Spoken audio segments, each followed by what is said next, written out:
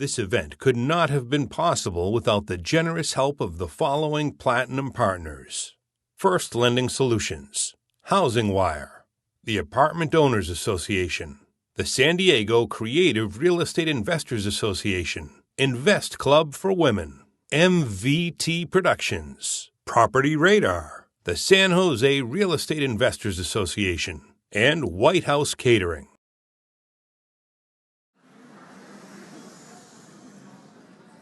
Okay, we've got probably 55 minutes, and we'll try to utilize it.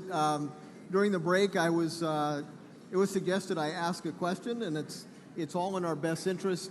A lot of the people in the audience are risk takers, investors. They use leverage, and so they're very interested in the panel's take on: do we have a bubble forming, or are we at that point where we have some concern about prices declining from here? And I'll open that to anybody that wants to take it on first. And I'm gonna add some elements to that as we go through the question or the answer of the question. So okay, well, I'll start, and I'll just say never say never. The homes that are being bought today are being purchased by people with real incomes, real down payments, real money, and as we've noted earlier, they're getting real mortgages with fairly strict underwriting. So the things that were happening that kind of led up to the 2007, 2008 meltdown are really not in play, but it doesn't mean that things couldn't happen that would impact housing prices. For example, are equities overvalued? Some people would say absolutely yes. Okay. Are all of the companies in Silicon Valley that are providing, these incredible gains to their employees, is that sustainable? Do their valuations make sense? And what happens if there were a big adjustment, which is possible? So there are kind of ripple effect things that could happen, but in terms of it coming from kind of inside, like rotting from the inside, I don't think we have those conditions today. Okay.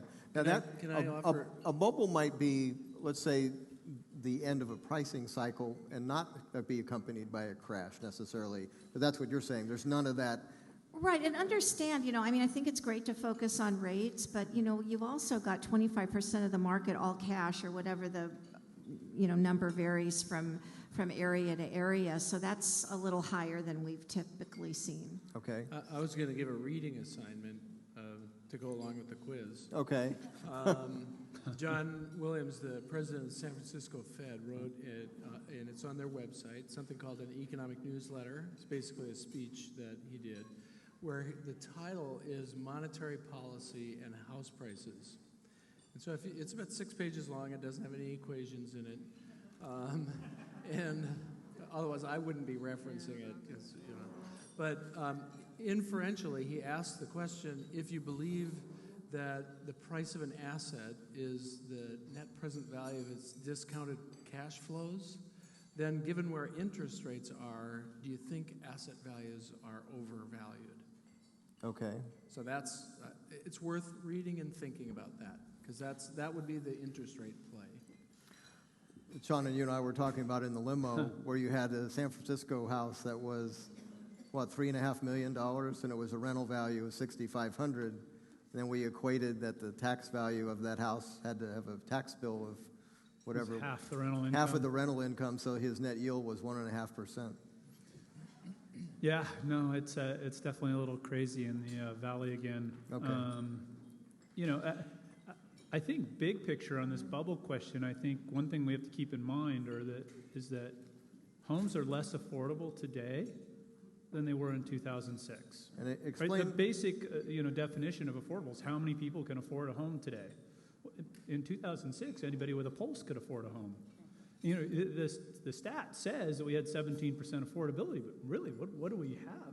80% affordability in 2006? There's no question that homes are less affordable today and that we are more overpriced given lending terms, and income. Okay. than we were in 2006. Now, So you're really how do you hurting define me. a bubble? Well, that's one of the things I count on is that affordability chart. And Sean and I bounced this around this week. So I look at that affordability chart. It has similar endings, and you've all heard me discuss that.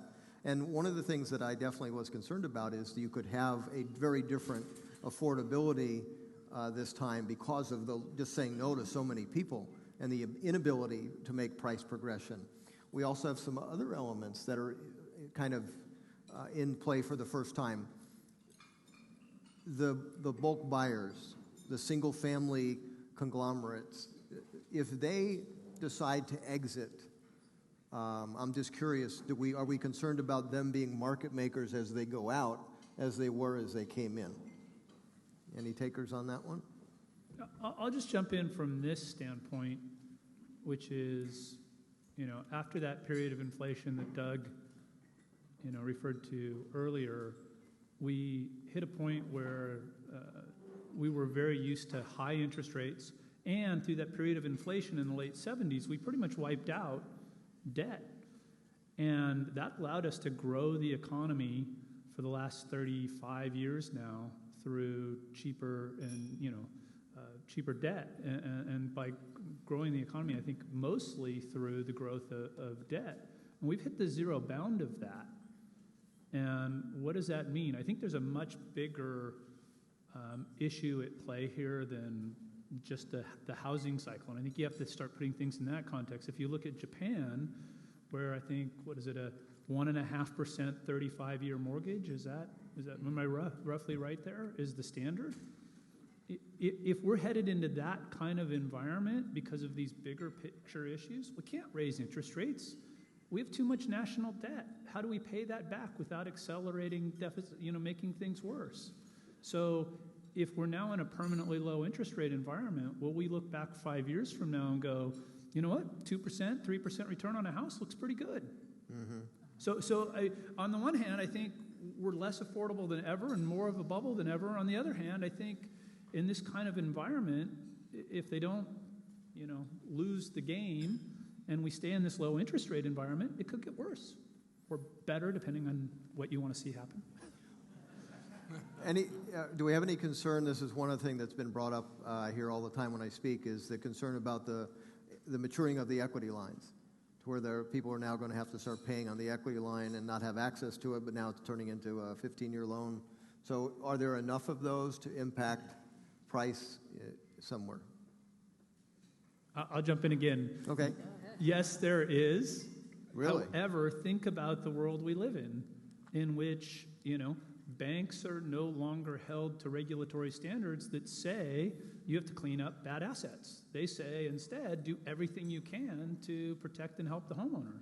So if we get into a position where those HELOCs start to have default issues, at the end of the day, there's going to be, protection for those homeowners and protection, from recognizing those losses. So I don't think it's going to be an issue.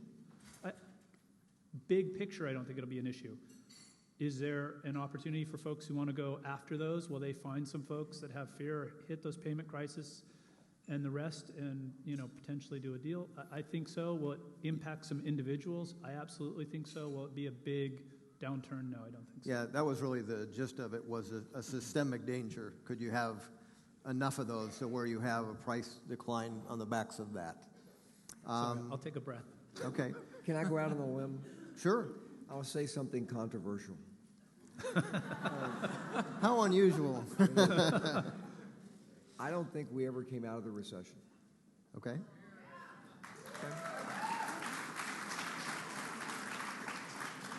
And so I ran this by Doug, and he didn't bless this, but He's not here. But Doug's not here, and I'm not either, but outside, we were standing there talking, and so here's how I equate things, and just bear with me for like 15 seconds. So I've been a pilot for 30 plus years, right? So I equate everything to flying an airplane, whether or not when you have altitude, you have everything, right? Don't hit the ground.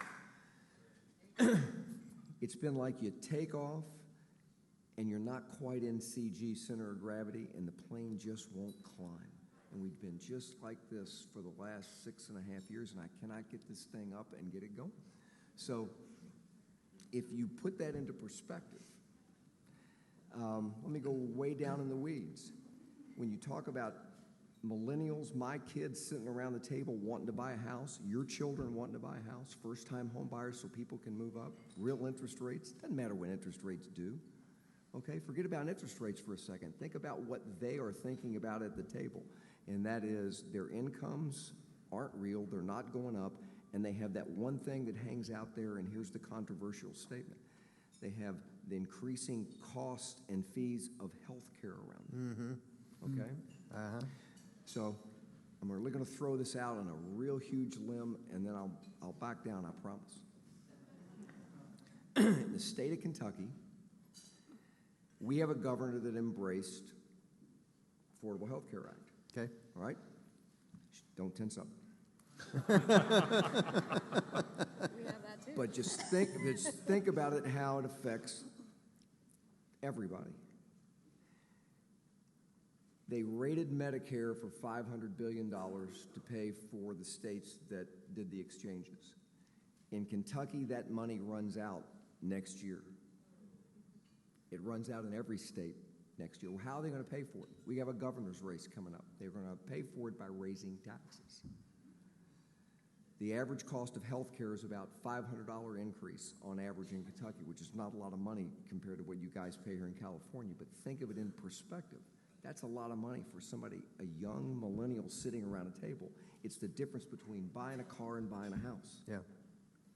So you really get down in the weeds about where we're going with all this and the way people really feel about whether the economy's doing well and whether incomes are up or not, and they continue to get slammed with student loans or whatever it is and health care costs that nobody's talking about. They're not buying a car and they're not buying a house. I had that as one of the things on talking about that. Now, when you do a loan, are you you have to put your monthly payments as if you bought a car. Do you have to put down your health care costs as an expense? No. And see, that's a bite on affordability that's under the radar, is that you do all of a sudden have to consider, well, I can't afford that because I have this. And that's a growing concern. When Doug, you had invited me back and a few other investors. Sean was with us and talking about financing for investors. This was a long time ago. And we did absolutely no good as far as getting anybody to say, yeah, we'll go from 10 loans to 50 loans because Bruce is here or Sean's here or Tom's here. We tried. Yeah, and that was great. But who stepped in was the private sector. Right. So now there's billions of dollars chasing investors who have rentals or flips, and that's been a healthy thing. The interest rates have gone down for everybody. My question is, and we were back on a panel, and there was a room full of hedge funds that had raised $1 billion, and they all wanted to send it to the next group of rentals. And they're not going to find that at this point. So is there an appetite, do you think, for private funds to enter into the occupant sector of financing to where the rules may be different and they could create programs where there are pieces missing that they could really do well? Is that possible? I don't know enough about finance to know if that vehicle is allowed even with the new rules. Owner occupancy. Owner occupancy, where you have, let's say, stated income loans that are for self-employed people, things like that we just can't seem to fund in the current environment. So I think it is happening. Okay. I mean, but a lot of it's happening in the jumbo space, where the rules are somewhat different. Okay. Whether that happens in the conforming space, we'll see. That would be the non-QM. A lot of that you're probably talking about is a non-QM space. It depends on if the returns are sufficient for somebody to take the risk of legal action. I mean, I would argue one of the reasons that you don't see the extension of credit to the degree that you would like is there's a lot of institutions that have paid a lot of hundreds of millions of dollars in penalties, which will tell you when you go back to your shareholders, maybe we won't go all the way to the stated boundaries of the credit box, right? Yeah. We'll leave a little cushion. And I think that's clearly what's happening today. Well, So whether the private equity world enters that space, I wouldn't expect it on a large-scale basis. And the private label market is not going to come back yet because there still has not been established a solid set of standards so that people can understand the collateral and the risks related to that collateral. I do want to support Dave's comment on consumers, though, because our headline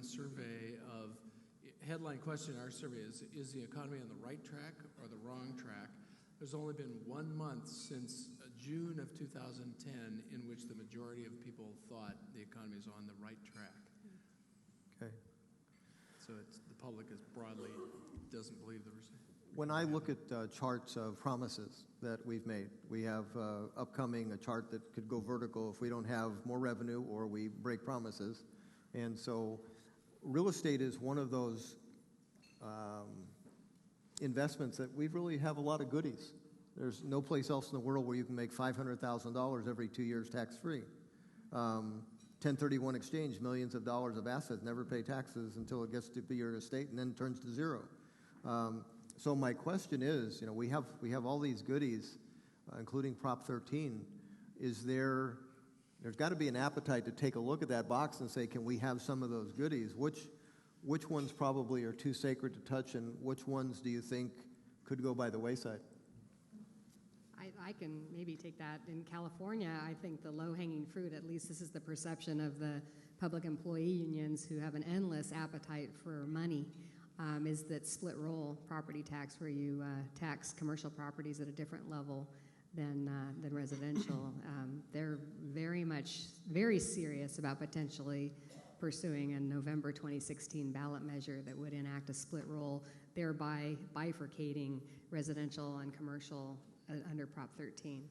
And that goes up in front of the vote of the people when? Well, no, it's not I'm yet. only kidding. I know it doesn't. But it could. I mean, we've been successful. One of the other hats I wear is I sit on the board of the California Business Properties Association, which are commercial industrial developers and real estate owners. And it's been something we've feared for years, but it's getting more. The drums are beating louder on the folks with the appetite for state money, and we do believe that. I mean, we've seen bills in the legislature that would amend the Constitution, amend Prop 13 to do this, but they can't be successful there because in the state legislature you need a 2/3 vote in both houses of the legislature to pass a constitutional amendment and then put it on the ballot. So instead, we expect that if they're going to do it at all, they'll do it by initiative.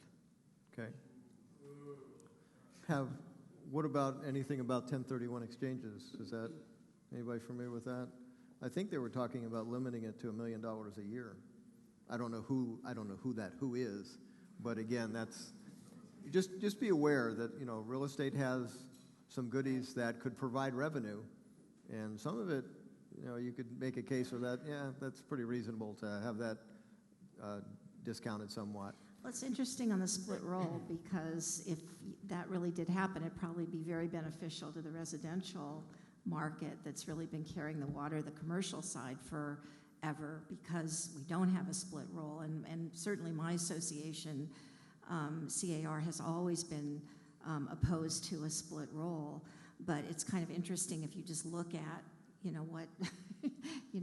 what's happening there. I think the residential market would probably benefit. How would it benefit? Because how would the taxes Well, I wouldn't change think one for of the things that's residential. happening in the commercial is there's a lot of transfers that happen that don't get reassessed, right? Because they're using stock. Okay. Isn't that right? So it's Okay. kind of skirting that I issue. see. Is that part of the? That's been the argument part of in the the Capitol, argument. but it Yeah. hasn't won the day. I mean, I can't remember off the top of my head the statistics on that, Yeah. but a lot of that is a fallacy that the California Taxpayers Association, the folks who want to tax, have continued to profligate, and it seems to be catching. But that part of the industry that I'm involved with does not think that residential's been getting a free ride based on the backs of commercial or commercial. I'm sorry, vice versa. Right, The commercial's right. been And we had a task force that looked at it in great detail last year and came to the conclusion that we need to continue to support the current situation. Okay. What about the MID? The realtors always go after that. My former employer, when they talk about flat tax and all, I mean, it's like, and that's always the argument. Stand up and get I'd it. certainly, anybody in the room, be willing to give up your mortgage interest deduction for a flat tax at 24% all day long, right? So it is a tax code problem. I mean, you're talking about 1031 changes, the MID, whatever it is. It's still an overall tax code structure problem, Right. that could release all this cash back into the market. I'd give it up tomorrow.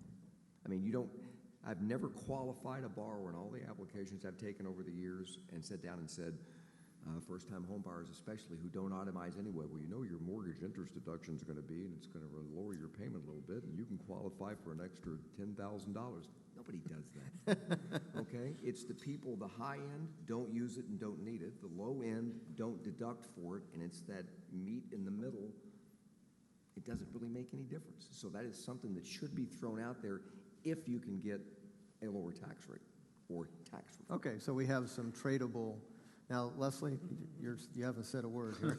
I mean, with tax reform, I mean, everything's on the table, and I think for 4 or 5 years we've had a resolution going around Capitol Hill, and most of the California congressional delegation has signed it and essentially says, we support the MID, don't change it.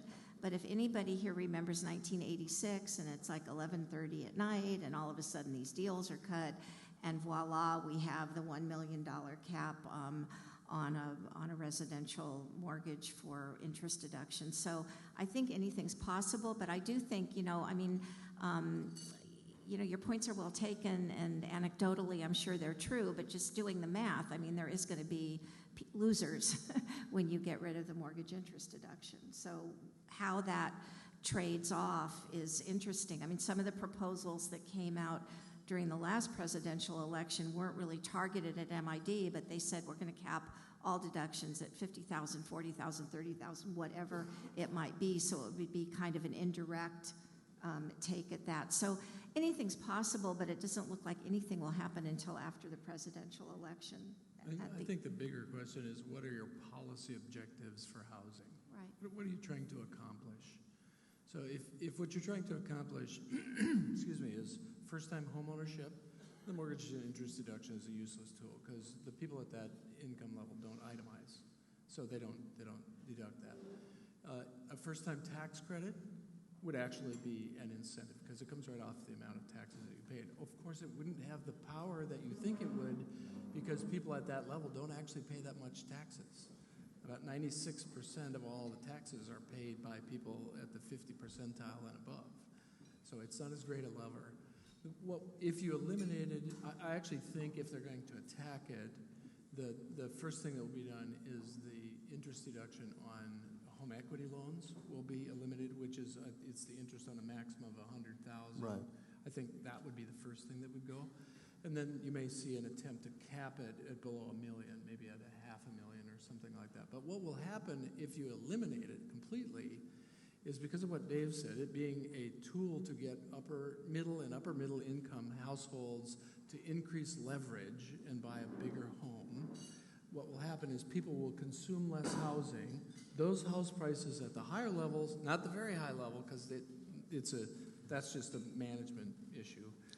But at the upper middle income, those prices will fall, but prices at the low end will rise as people shift their consumption of housing down to smaller housing components. Okay. So there will be a redistribution of equity wealth in the housing market. The concept of gentrification. Where is it occurring? Sean, you and I had talked briefly about this. Certainly in Silicon Valley right now. So, for people that don't know what it is, which honestly I was one of them. I had to look it up because it isn't happening in Riverside yet. But so what is it, and who's being displaced, and who are they being replaced by? But in Silicon Valley, you've got, it's the world's greatest draw for tech talent. You're bringing in, the smartest people from around the world, and they're coming in to compete for those homes, and they're pushing the prices of those homes up. And that's displacing, folks that have lived there for generations. Their kids can't buy a home there. They have to go somewhere else. And it's also pushing up rents, and they can't afford to rent there. And, so that is happening. I mean, Is that free market, though? It's absolutely free market. I'm not, no No, I judgment know you're not. for I'm me, trying to put it but- out there, not as a judgment thing. I'm saying, I guess I'm just making the point. That's free market. That's not a manipulation of holding interest rates down or minimum wage or whatever it is. It's the market working there, right? Right. Which is, I think, what we all want. So, I mean, it's bad for some, good for others, and then all of a sudden you want to come in and say, well, we can't have that, so we got to stop it. Why do you have to stop it? Well, I think one of the issues is just workforce housing, and when firemen and policemen and teachers can't live near where they're working, it's not really very efficient, and that you can't have communities that accommodate diversity.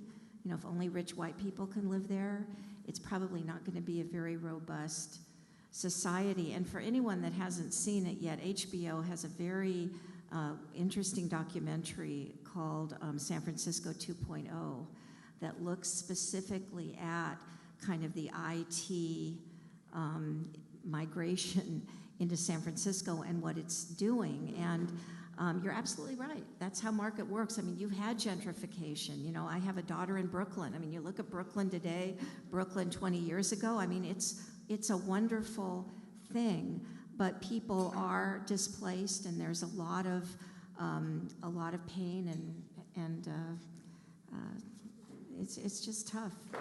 Transitions are always tough. But I go back to the argument that workforce housing is absolutely critical for the health of a community, which is why if you don't have programs to kind of help with that adjustment, you just get people leaving and moving other places. And Can I play moderator for a second? You bet. Go right Okay, ahead. so here's the question. So HUD right now is talking about, they're doing it, holding funds back to communities unless you build certain types of housing within certain types of neighborhood. They want rental housing and lower income housing with high, and they're trying to create neighborhoods. And if you don't do that, you're not going to get any funding.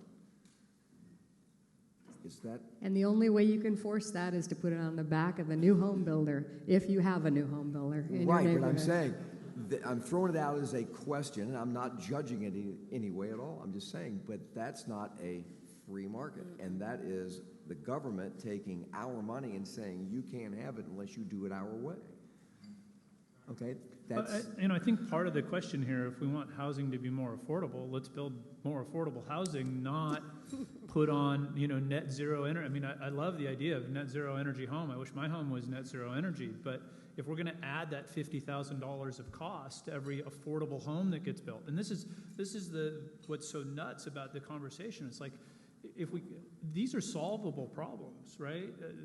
We're really good with technology and other things, and if we get these to be non-political problems and start figuring out, okay, how do you build something that's more affordable? Well, start by, less regulation. I built a home, and the amount of, I was telling somebody earlier, I'm up in Tahoe. I have to support a 100-year snow load and a 100-year earthquake at the same time.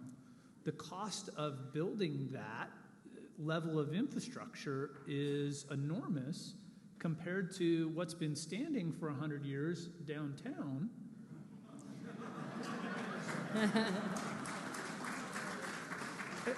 It just seems so common sense to me. If you want to build affordable housing, we can make homes less affordable. A friend of mine moved from California to Washington. Rains more in Washington. Well, guess what? In California, you have to put bitumen and do all these things around a window, right, to put a window in. Up there, you just nail a window in, and if it leaks, you get some caulk.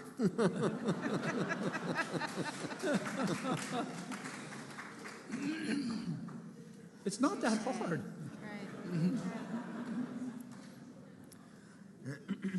Is there a connection for urbanization and gentrification?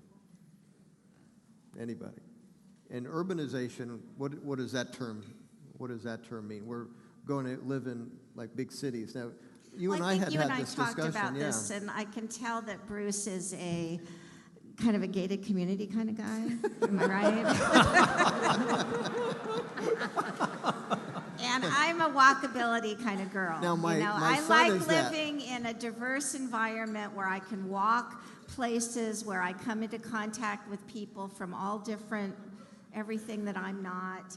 And a lot of the millennials are like that. Now, I don't know if that will change when they have kids. And I did the gated community thing for 15 years, so I've been there, and done that. But I think there's a whole new world out there of people that are looking at the trade-off between drive time and quality of life and saying, I'd really like to live near where I work, and that trade-off is worth it. I think the other thing to think about, and there was a wonderful presentation at the LA EDC forecast for any of you that missed it, from PricewaterhouseCoopers, who has a lot of resources around this issue of your footprint. So in terms of resources that you're consuming. And one of the numbers that really stuck with me, the dates, was July 14th. And July 14th is the date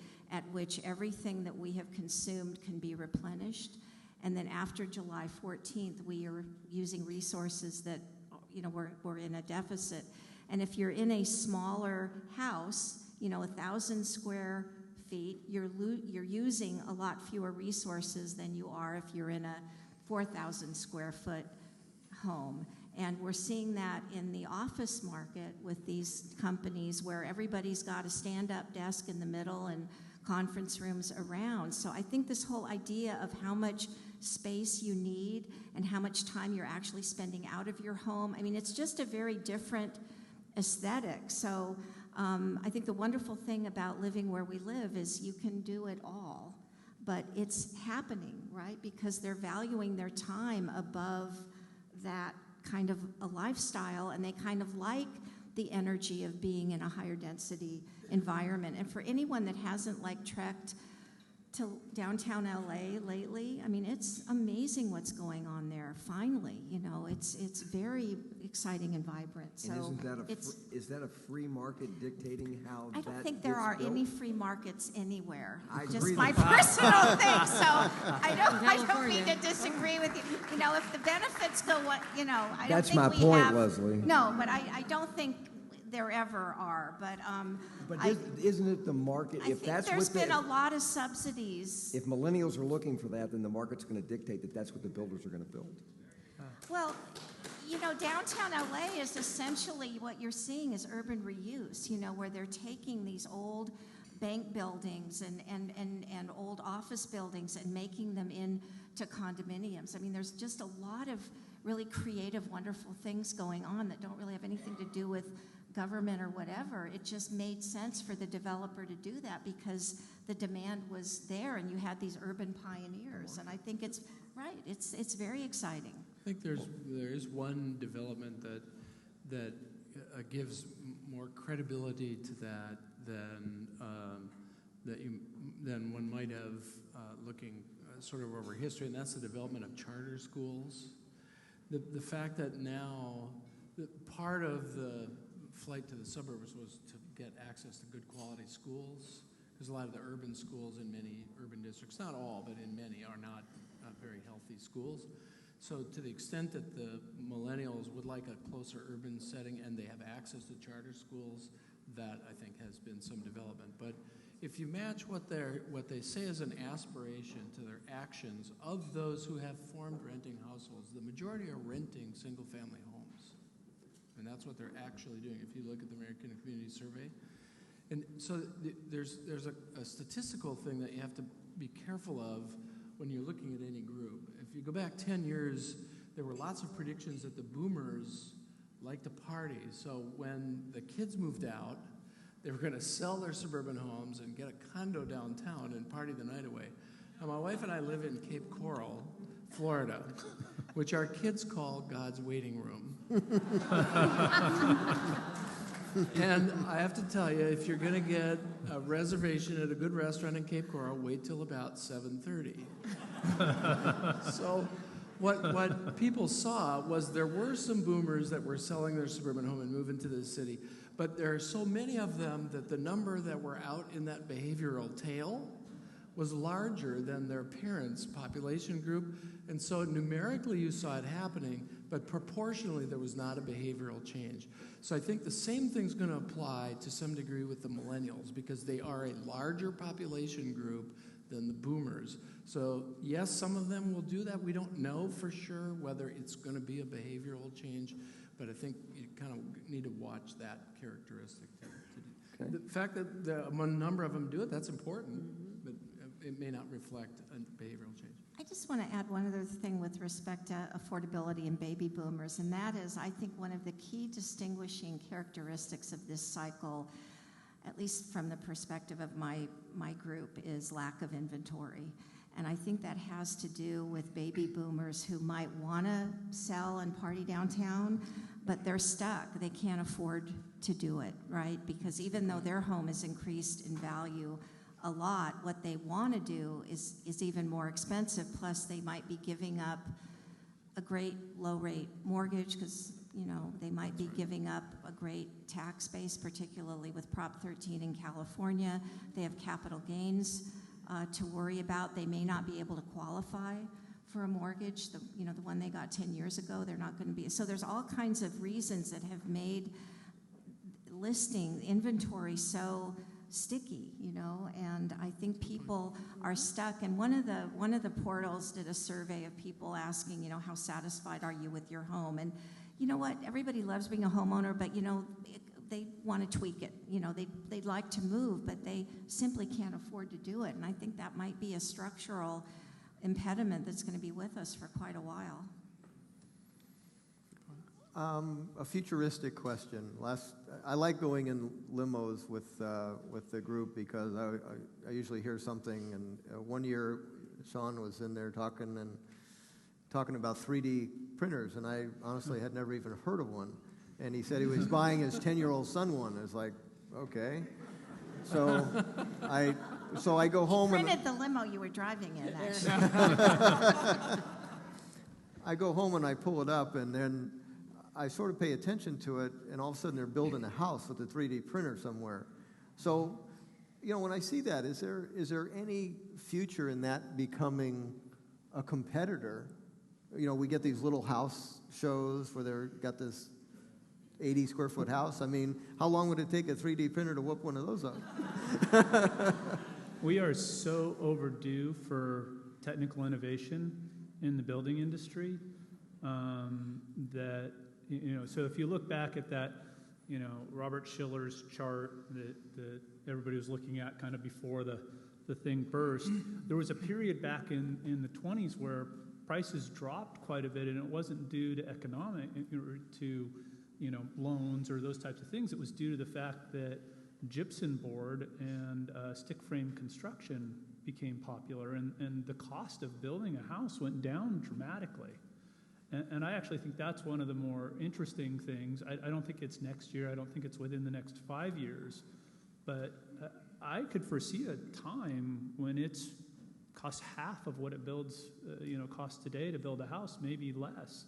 If you look at the stuff they're doing in China and other places where they're literally, they've got robots welding bridges, right? And the robots are riding on rails that the robots themselves printed to print a bridge. Right? And so they literally follow themselves out over this thing and connect it on the other side. And no one's ever gone on it after that. But I'm only kidding. But the ability to do a lot of that stuff's a lot closer than we think. And again, this particular building standards, the building code today, doesn't envision all of those, any of those things. And it talks about, certain clips that have to be used and other things that are totally, the opposite of that, progress. So how those two things collide and what jurisdictions that care about affordability will allow some of these experiments to happen, that are well engineered, structural, no issues, probably have better structural Energy. characteristics than current house building techniques, but it's not going to follow the current code. So you're going to have somebody willing to break those molds. The first time I looked up a 3D printer, I happened on an article where there was a baby born with a heart defect, and they took a 3D scan, made a copy of the kid's heart from a 3D printer. The doctor got to hold the kid's heart outside of his body, but it was just a replica. They saw where the defect was, and then they did the surgery right where it needed to be. I mean, holy mackerel. Wow. That's amazing. That's what a 3D printer can do. So, and then, and then they're building houses. So anyway, I just thought, wow, that's pretty amazing. My son's been working on a project. There's a company, and I'm going to forget the name of it, but you can look it up, where you can contribute. It's an open source for building prosthetics. And you can contribute either by helping out with designing new prosthetics, or if you have a printer at home, you can print a whole prosthetic arm, hand, whatever, for somebody, and as a donation. So it's really interesting. That is. Oddly, I think that the building industry is kind of screaming for something, because we are having a heck of a time finding workers who will build what we need to do to keep up with what little demand we're able to fill just because of all the regulation.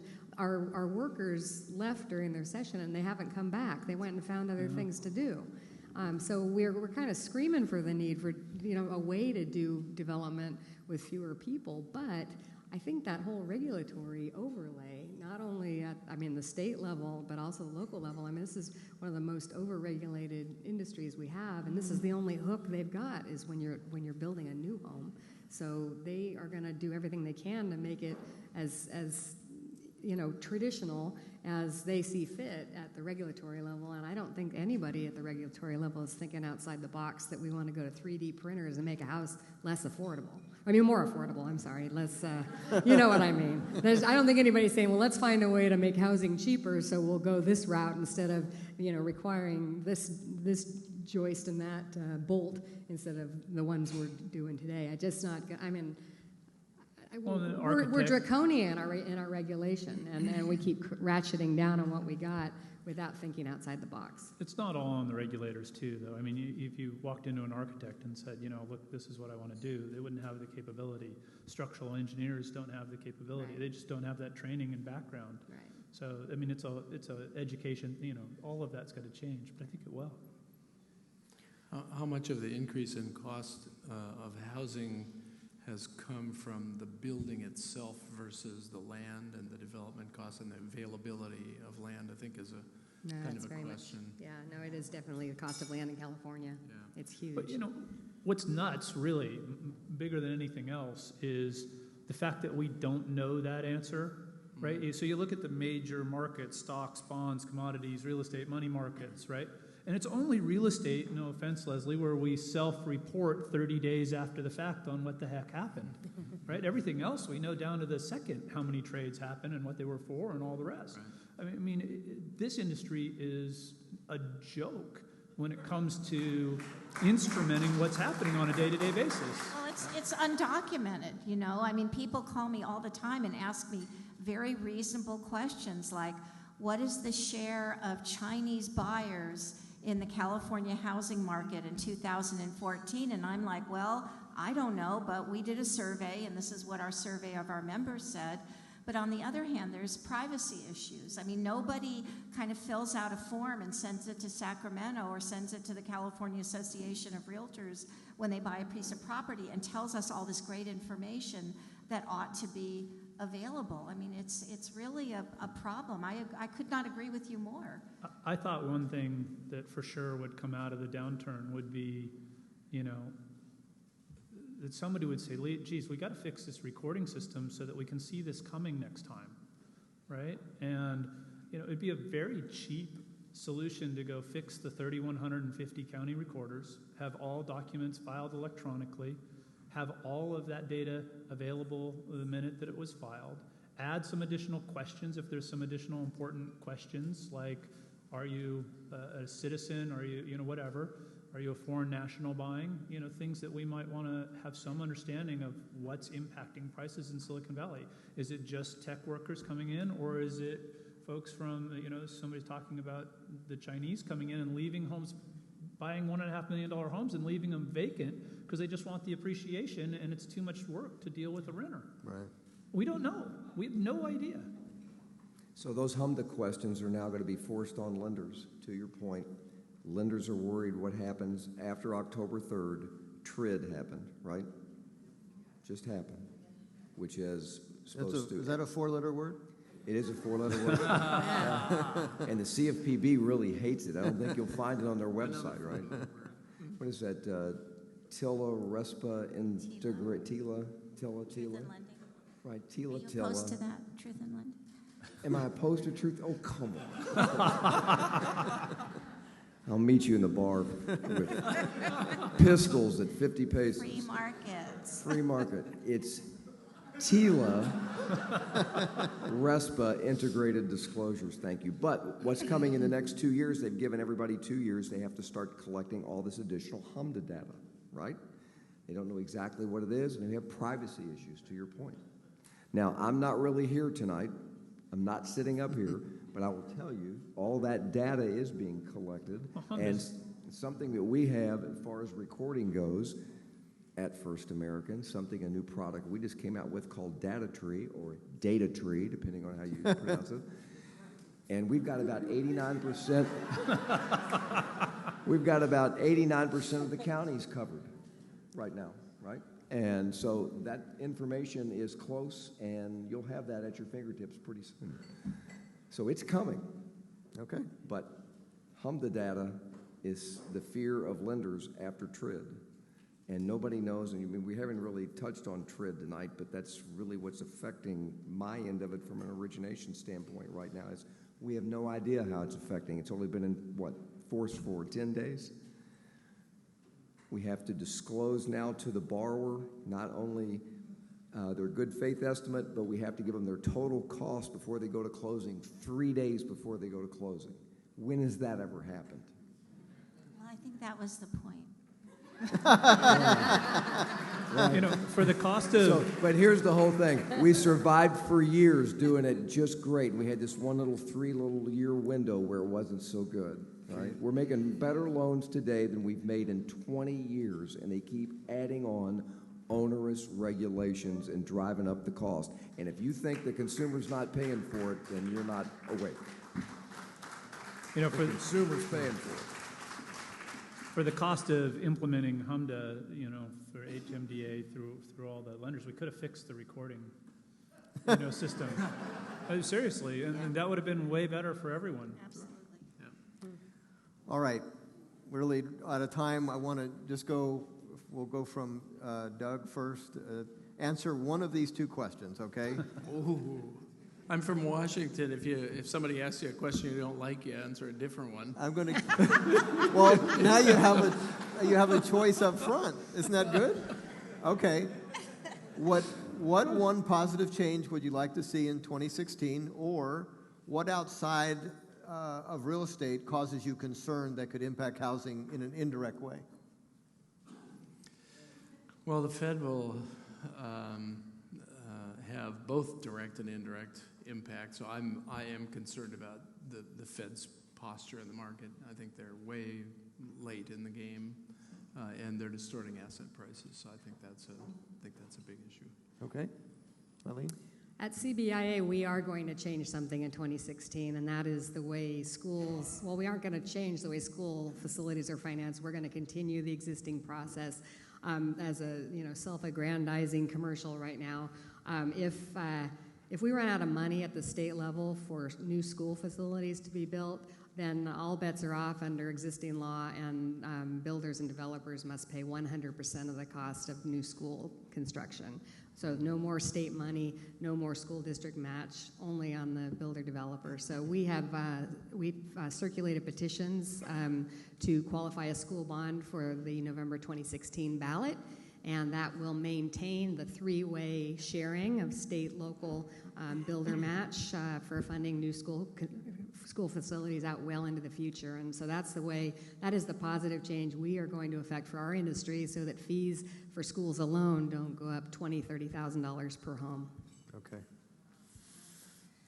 You know, what keeps me up at night is really related to schools, and that is just the educational attainment, quality, skill level of our kids and our future, and our inability to, compete globally. I think a lot of the things we've talked about in terms of housing affordability and all that kind of comes down to income growth, right, and jobs and skills and being able to, get on a career path that's very positive. And I think for a whole series of reasons that's been kind of compromised, and we really are lagging behind, particularly in engineering, science, and math, which are the cornerstone of this new economy, with design and so on and so forth. So I think that's something that we really have to get back to. And it's probably on a household by household basis, but that does concern me a lot. David? I don't even remember what the questions were, but here's because you're not here, that's what happened. Why start now? Here's what I really would like to see. The people that make the rules for all of us understand what the hell they're making, all right? And that they have to realize how it affects it, because they never have to live by them. There's no accountability right now, truthfully. It's the way it's set up by Dodd-Frank. CFPB has no accountability. It reports to the Department of the Treasury, which reports to the President. They're unchecked. And they've done a pretty good job in some areas. In some areas, it's been really, really difficult. MBA, NAR, the home builders have done an amazing job as an advocacy group working with the CFPB and reining in some of these onerous regulations. But I just would love to see the people in Washington, D.C., big wish, all right, understand and listen to the people that they're making the rules on top of. They don't do that, and they never have to live by them. That'd be my wish. Thank you.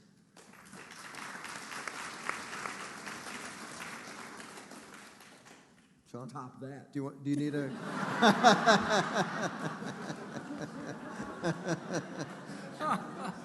I have no idea what the questions were at this point. I was paying attention to everybody.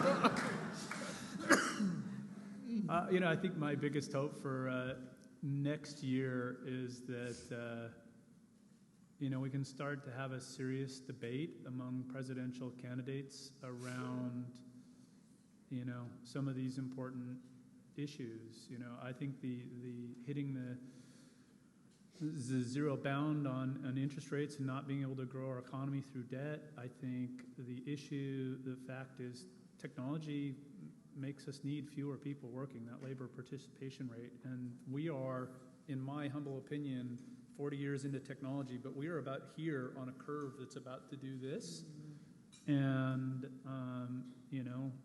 you've got McDonald's now that are fully automated and don't need a single worker. So I think there's a lot more of that coming, and to not have a single conversation about anything that matters in these debates kills me. Yeah. And that's would be my wish for 2016, that somewhere along there we start talking about things that actually really matter. And to wrap up, and it's sort of the same line, I wish that every elected official wouldn't be a Republican next year, wouldn't be a Democrat, they'd be an American and do what's best for the people of the country.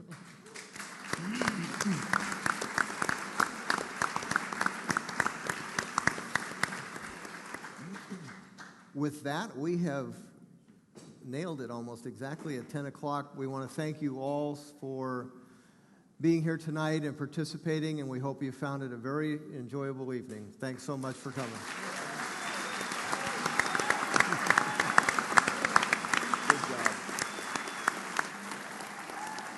The Norris Group would like to thank its gold sponsors for supporting I Survived Real Estate.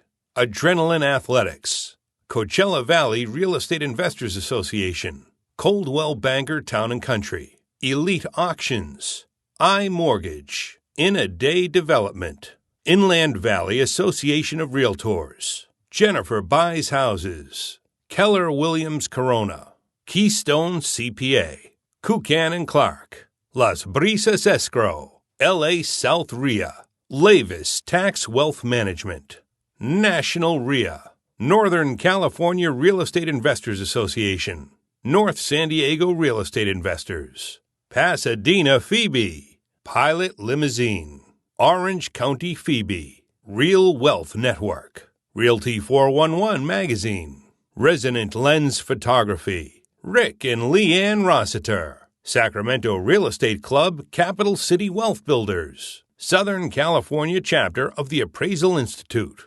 Sonoka Corporation, Spinnaker Loans, Tri-Counties Association of Realtors, U-Direct IRA Services, Weston South Coast Plaza, Wilson Investment Properties, Inc.,